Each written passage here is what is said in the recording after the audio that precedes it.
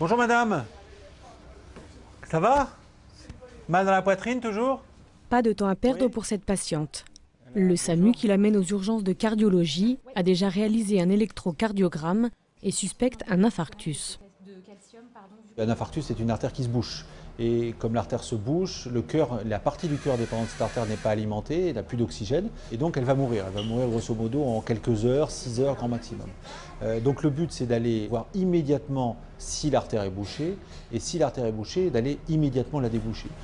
Pour accéder au cœur, le cardiologue introduit un petit guide dans l'artère radiale du bras gauche de la patiente. Et on va mettre un petit tuyau qui est plus gros, et qui va nous permettre de monter des sondes à travers ce tuyau. Donc c'est en fait une porte d'entrée extrêmement pratique. Le sang de la patiente est prélevé pour analyse. Il servira à confirmer le diagnostic de l'infarctus et à orienter le choix du traitement.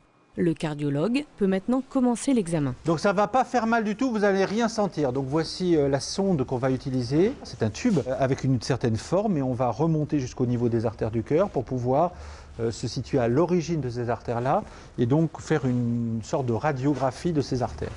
La sonde remonte sans difficulté dans le bras, court dans l'aorte avant d'atteindre le cœur.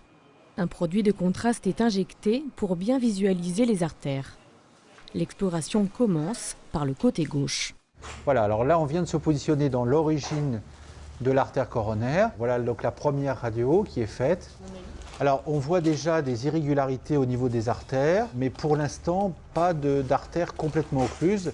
Mais il faut vraiment terminer les différentes vues parce que dans ce genre d'examen, on a besoin d'avoir la vision sous tous les angles pour être certain qu'il y a ou qu'il n'y a pas quelque chose.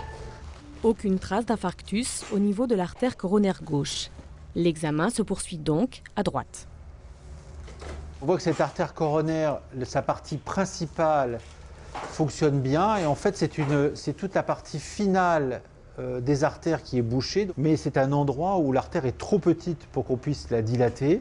C'est vraiment la fin de l'artère, elle fait à cet endroit-là moins de 1 mm et nous on ne dilate pas les artères en dessous de 2 mm. Le gros avantage pour ça, c'est que ce n'est pas un gros infarctus, on va dire dans la famille des infarctus, c'est un petit infarctus très localisé qui n'aura probablement pas de conséquences pour cette dame au long cours. Voilà, c'est une bonne nouvelle, il n'y a pas de grosses artères qui sont bouchées. J'ai peur qu'il va recommencer. Ah, vous avez peur que ça recommence, bien sûr, mais on va donner les médicaments pour éviter que ça recommence. On va donner les médicaments. Allez, c'est une très bonne nouvelle. La patiente restera quelques jours en soins intensifs. Un médicament pour fluidifier le sang lui sera administré. Elle devra ensuite continuer le traitement anticoagulant à vie pour éviter une récidive.